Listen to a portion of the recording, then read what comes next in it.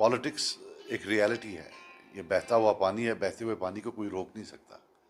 तो आ, मुझे लगता है कि बहुत अच्छी बात है, लोग बाहर आ रहे हैं, लोग बात करें। मुझे लगता है लोग बहुत ज़्यादा मिस कर रहे हैं पब्लिक, ये जो गवर्नमेंट है, पॉपुलर गवर्नमेंट को बहुत ज़्यादा मिस कर रहे हैं। बहुत मुश्किलात हैं लोगों की। ऐसा नहीं कि हम बोल रहे हैं कि नहीं, जो ब्यूरोक्रेसी है वो चला नहीं पा रही है, बट एक दस्तूर है डेमोक्रेसी का कि people are more comfortable with the popular government. MLA होता है, सीना ठोक के वोटर आता है, गुस्सा करता है कि साहब आपने ये नहीं किया, आपने वो नहीं किया। शायद वो ऑफिसर के साथ नहीं कर सकता है। तो इसलिए मुझे लगता है काफ़ी मिस कर रहे हैं। यार मैं आपको एक बात बताऊं, जहां तक हमारा पीपल्स कॉन्फ्रेंस का सवाल है, we are a 45-year-old party और हमने जेल मार के बगैर कुछ नहीं देखा है। हमारे वर्कर्स, अगर आपको मैं लिस्ट दिखाऊं, 700 से 800 वर्कर जिनको पीएसए में बंद किया गया, हजारों मर भी गए, मार दिया, गोली से मरे, मार पिटाई हुई, 2 लीडर तो हमारे जेल में मर गए। सो ऐसा नहीं है कि हम कोई एस्टेब्लिशमेंट की पार्टी है। एस्टेब्लिशमेंट की यहाँ 2 पार्टियां हैं, उसमें नेशनल कॉन्फ्रेंस भी एक पार्टी है, पीडीपी है, सबको पता है। एक 2002 में बनी, दूसरी पहले एक नेशनल कॉन्फ्रेंस तो पहले कार्डर बेस्ड पार्टी थी, लेकिन 96 के बाद ये भी एक एस्टेब्लिशमेंट की पार्टी थी। तो हमने हमेशा मार देखी और मैक्सिमम मार हमने एनसी के हाथों देखी। मैक्सिमम मार जो हमें पड़ी है वो एनसी के हाथों पड़ी है। तो मुझे हंसी भी आती है कि जिन लोगों ने 10-10 साल जेल में निकाला, जिन लोगों को मार पड़ी है आज तक, आज जो एस्टेब्लिशमेंट का लाडला वो अब इल्जाम लगा रहा है। सो पीपल्स कॉन्फ्रेंस को क्या कहेंगे? हमने जेल, मेरे फादर ने 10 साल जेल देखा। अब देखिए, परसों मैं देख रहा था, कोई किसी ने मुझे दिखाया वीडियो, बीच में ही लाया कि वो जी उसने कुछ 370 का बोला था। मेरे फादर ने 50 बार वो डिनाई किया। वो 10 साल जेल में रहे, तिहाड़ में रहे, फिर जोधपुर में रहे, वो नजर नहीं आता अंधों को। लेकिन जी 1970 में कहीं हमको जी किसी ने बोला कि आपने ये बयान दिया। सो ये इन आरोपों से कुछ, अब कल देखिए, मुझे बड़ा फील हुआ, अल्लाह कसम बहुत ज़्यादा फील हुआ। मुफ्ती साहब हैं नहीं जिंदा अपने आप को डिफेंड करने के लिए, लेकिन देखिए क्या बोला उन्होंने। हालांकि उनकी जो बेटी है वो इनकी अलायंस पार्टनर है। तो और ऐसा बोला कि भाई बीजेपी के साथ मुफ्ती साहब ने हाथ मिलाया, जैसे खुद कभी मिलाया नहीं है। वो तो पहले तो बीजेपी को यहाँ लाने वाले उमर साहब ही थे, वो तो दुनिया को मालूम है। और ये हमारे कश्मीरी में एक बात कहते हैं, टरबाज।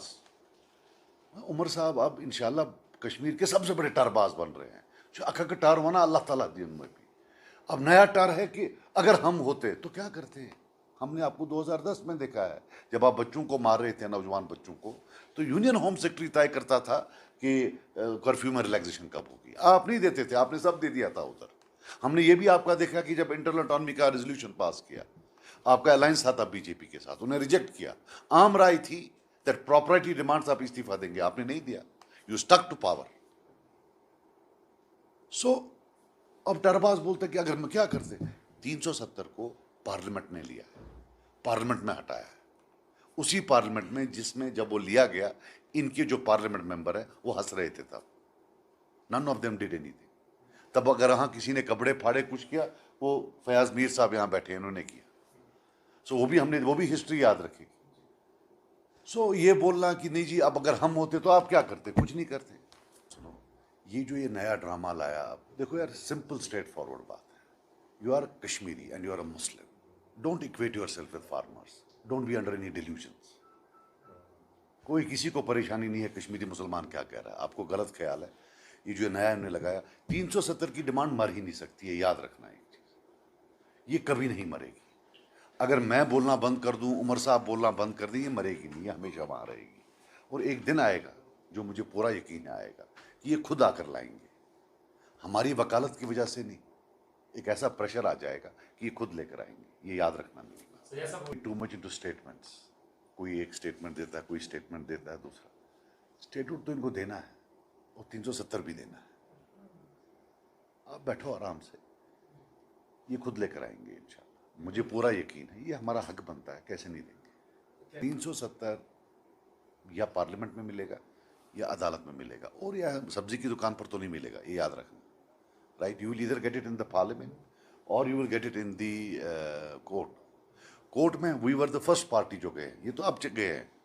जब हम जेल में ही थे तब हमारे बाहर थे ये अदनान साहब, इनने जाकर पहला जो पॉलिटिकल पार्टीज में पहले हम गए, we will fight it there.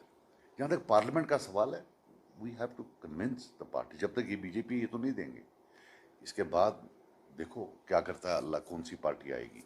ये तो उम्र पर रहेंगे नहीं बनता है उनके साथ। देखो ना अभी उमर साहब और मैडम इकट्ठे उनके साथ होती, ये अलग बात है कि मैडम को मजबूरी होगी इनके साथ बैठना, पर should he have done it. जो कल किया, उसका अलायंस पार्टनर था, तो उनको गाली देने की क्या जरूरत थी। मैं तो पहले से बोलता था कि उन्हें प्रॉक्सी, मैं तब भी बोलता था कि नहीं ये दे आर नॉट, ये काबिल भरोसा नहीं है। अब देखिए वो उनके साथ, वो बेचारी उनका काम करती रहती है 24 घंटा।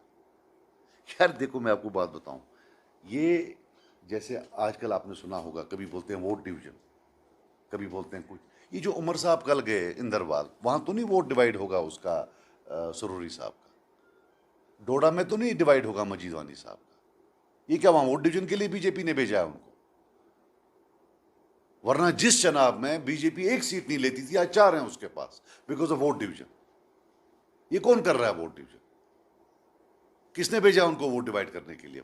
वरना है वहां कांग्रेस, जीतने दे उनको। रियलिटी है अगर वहां कांग्रेस वर्सेस बीजेपी होगी, कांग्रेस जीत जाएगी। ये वहां तीसरे नंबर पर हर जगह है, लेकिन भेज रहे हैं हर एक को। किसने भेजा है वहां? आप देखिए पिछले इलेक्शन के आंकड़े निकालें, कांग्रेस सेकंड पर थी टोडा में, कश्तवार में ये थे, भद्रवाह में कांग्रेस थी। ये क्यों जा रहे हैं वहां?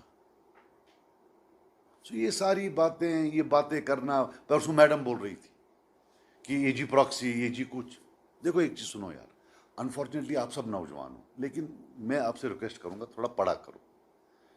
यहां वोट कुछ पार्टियों का था। 1977 में शेख साहब आए, शेख साहब बहुत कदावर लीडर थे, मानना पड़ेगा, हमें डिसएग्रीमेंट्स हो। प्री 87 ईरा में नेशनल कॉन्फ्रेंस और फिर शेख साहब बहुत स्ट्रांग थे। 77 में वो आए, सिर्फ 3 बंदे जीते। एक लोन साहब जीते, गिलानी साहब जीते और काबली साहब जीते। काबली साहब को सपोर्ट था तब मीरवाई साहब का, बड़े मीरवाई साहब का। बाकी सब हार गए। मुफ्ती साहब की जमानत जब्त हो गई। 83 में फिर मुफ्ती साहब की जमानत जब्त हो गई। 87 में मुफ्ती साहब कांग्रेस के प्रेसिडेंट थे। नेशनल कॉन्फ्रेंस थी, कांग्रेस और नेशनल कॉन्फ्रेंस का इत्तेहाद हुआ। 87 का वो बदनाम जमाना इलेक्शन, रिगिंग हुई, और फिर पीपल्स कॉन्फ्रेंस, जमात इस्लामिया, सब ने बोला हम नहीं लड़ेंगे। जब हम बाहर आए तो जो नई पार्टियां आई, हमारे वोटर कुछ वहां चले। आज हम आए हैं तो वो वापस आ गए। तो ये वोट डिवीजन, अगर एनसी बोले कि हमारा कोई वोट ले रहा तो समझ लिया, लेकिन ये कब से बोलने लगी? तो आपका तो वोट ही कहीं नहीं था। आपका कहां वोट था? आपकी तो जमानतें जब्त होती थी। This is a reality. आप किसी को भी पूछ लो, किसी बुजुर्ग से पूछ लो, इनका वोट था कब? हमारे ये तो आरएसपुरा में लड़ते थे। मुफ्ती साहब ने जो पहला जीता वो आरएसपुरा में जीता। 77 के बाद फेयर इलेक्शन शुरू हो गए, उसके बाद ऐसे ही लेते थे। फिर इन्हें आरएसपुरा से जीता, फिर मुजफ्फरपुर से जीता। सो जिन्होंने वहां से लड़ा है, how can they tell us कि आप हमारा वोट ले रहे हो? And even this whole concept of vote division, what nonsense is this? Basically National Conference बोलती है कि हमारे खिलाफ कोई उठे ही ना। वो कैसे होगा? नई पार्टियां आएंगी, चलो हम नहीं है, कोई और आए, कल कोई नई पार्टी आएगी। So this whole is a democratic spirit. मैं जब बोल रहा था अभी आपको ये चुनाव क्या करने गए, सो ये मैं एक सटायरिकल वे में बोल रहा था कि फिर इनको चुनाव नहीं जाना है। अब जम्मू में देखिए, why should they fight in Jammu? They should allow Congress to win there, they should withdraw all their candidates. You can't have one law in Jammu and one law in Kashmir. यहां क्या, ये जब वोट डिवीजन की बात कर रहे हैं, यहां तो बीजेपी कहीं जीतेगी ही नहीं। सो वोट कहां डिवाइड होगा? यहां तो कश्मीरी पार्टियां ही जीतेंगी। तो ये जो नया नॉनसेंस उन्होंने शुरू किया है, एज आई सेड, दे टरबाज जो दो रोज रोज टर मारते हैं, तंग आ गए, हम भी सुनते हैं। सो ये मैं आपको बता रहा हूं कि ये टर वर नहीं चलेंगे। लोगों को पता है, आंकड़े निकालें, बाकी चीज निकालें, they can have a look at it.